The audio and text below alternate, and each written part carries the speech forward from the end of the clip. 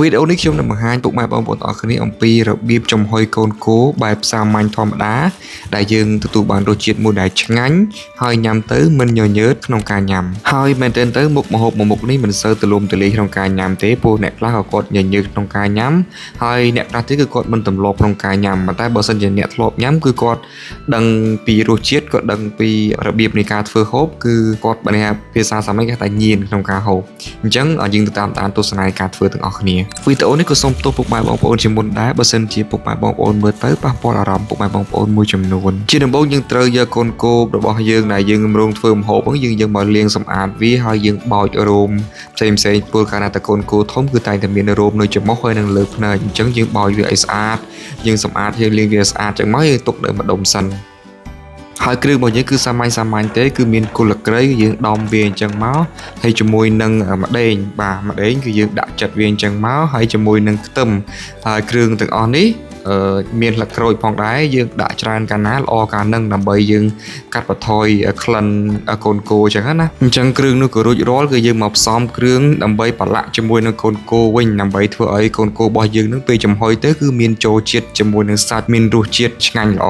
អញ្ចឹងគ្រឿងផ្សំទី1នេះគឺមានប្រេងខ្យងហើយនឹងប៊ីចេងហើយយើងលូតជាមួយនឹងស្ករសបន្តិចមកហើយជាមួយនឹងរ៉ូឌីយើងដាក់តាមចំណង់ចំណូលចិត្តរបស់យើងទៅតាមគោតូចគោធំអញ្ចឹងណាហើយយើងច្បល់គ្រឿងទាំងអស់ហ្នឹងឲ្យសព្វចូលគ្នាឲ្យចឹងមករួចយើងយកកូនគោដែលយើងបានលាងសម្អាតអំបញ្ញមិញហ្នឹងយើងយកមកដាក់ច្បល់ជាមួយនឹងគ្រឿង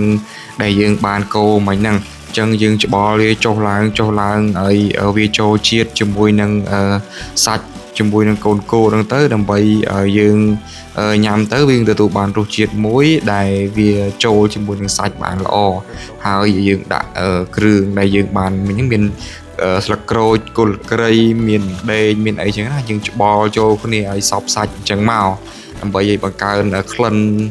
មុខម្ហូបរបស់យើងកាន់តែឈ្ងុយហើយយើងក៏រៀបចំកន្លែងចង្ក្រានដើម្បីដាក់ចំហុយហើយថ្ងៃនេះគឺខ្ញុំអត់ប្រើហ្គាសទេគឺយើងប្រើដុតអុសធម្មជាតិហើយអុសច្រើនណាស់ព្រោះកម្លាំងជុំវិញផ្ទះយើងនៅតាមស្រុកស្វាយបងប្អូនដឹងហើយអញ្ចឹងគឺយើងកាត់បន្ថយការចំណាយទៅលើហ្គាសបានមួយផ្នែកតូចដែរព្រោះយើងចំហុយយើងត្រូវការពេលរៀងយូរដែរគួរសមដែរអញ្ចឹងយើងខ្ញុំជ្រើសរើសយកការដុតអុសហើយកូនគោគឺយើងដាក់ផ្ទាល់ជាមួយនឹងឆ្នាំងនេះម្ដងទេគឺយើងដាក់នៅក្នុងកន្ទុនដែលយើងបានច្បល់មិញហ្នឹងហើយយើងដាក់នៅក្នុងឆ្នាំងធំមួយហើយយើងចាក់ទឹកអាហ្នឹងគេហៅថាចំហុយបន្ទាប់មកគឺយើងធ្វើការដុតភ្លើងចំហុយឲ្យវារយៈពេល1ម៉ោងទៅ1ម៉ោងជាងទៅតាម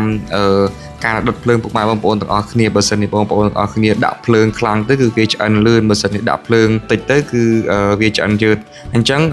ទន្ទឹមរង់ចាំរយៈពេលប្រហែលជា1ម៉ោងជាងកូនគោរបស់យើងគឺបានឆ្អិនហើយមើលទៅតំណងឆ្ងាញ់មែនទែនកុំភ្លេចធ្វើម្ហូបចំហុយកូនគោនេះហូបទាំងអស់គ្នាហើយយើងធ្វើបែបសាមញ្ញធម្មតាអញ្ចឹងទៅក៏យើងទទួលបានរសជាតិមួយដែលឆ្ងាញ់ដែរអរគុណច្រើន